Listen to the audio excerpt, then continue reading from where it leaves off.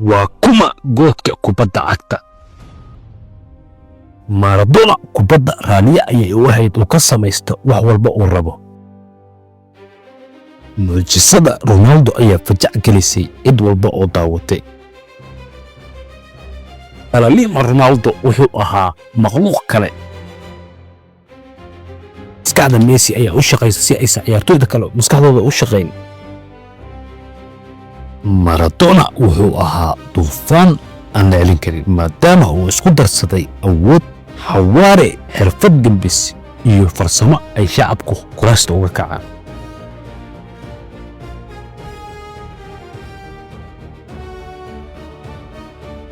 ciyaareedka Maradona ayaa ku salaysnaa degdegsiimo asagoo la kubadda u ciyaari jiray sida inay tahay ciyaartiisa ugu dambeysay. difaacyadu Maradona kama aysan baqi jirin ee way ka qalqali jireen. asagoona uu xaqiijiyay Platini xirfadaha iyo mucjisooyinka sanadihiisa dhan ku sameeyay kubadda cagta ah. Maradona wuxuu ku samayn karaa leendanaanta. mucjisada Ronaldo ayaa fajac gelisay cid walba oo daawatay. Ronaldo ayaa bilowgiisa hore kaga tegi jiray difaacyada gambis aysan filayn iyo xawaare siyaada ah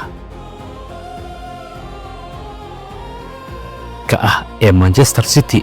Erling Haaland oo ku warsan ayaa yiri Ronaldo dhaqdhaqaaqyada yar uu suubiyo ayaa waxay qaldan difaacyada taasana u sababto in uu goolashiisa si fudud ku dhaliyo. Alaalima Ronaldo wuxuu ahaa makhluuq kale ma uusan la mid ahayn ciyaartoyda kale. xawaaraha iyo farsamada uu Ilaahay siiyay awgeed cidna ma aysan celin karin. wuxuu awoodna u lahaa inuu goosha ka dhalin karo meesha uu rabo Ronaldo. Tracy oo la weydiiyey Messi iyo Ronaldo yaa fiican wuxuu ku jawaabay Messi iyo Ronaldo la isku daray ayuu wuxuu ahaa Alaalima Ronaldo wuxuuna ahaa ciyaartoyga ugu fiicnaa ee kubadda abid dheer.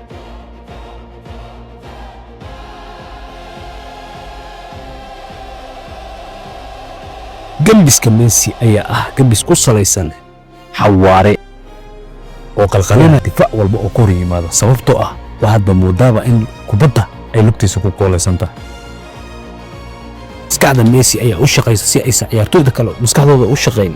taas ayaana keenaysa in Messi uu saadaalin karo sida ugu fudud uu kaga tagi karo ciyaartoyda kale.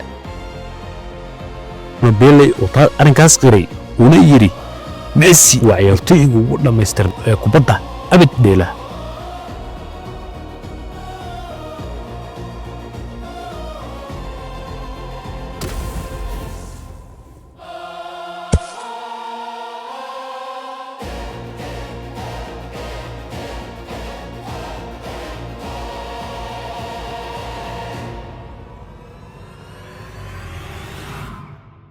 kanaalkayga YouTube-ka MK Entertainment.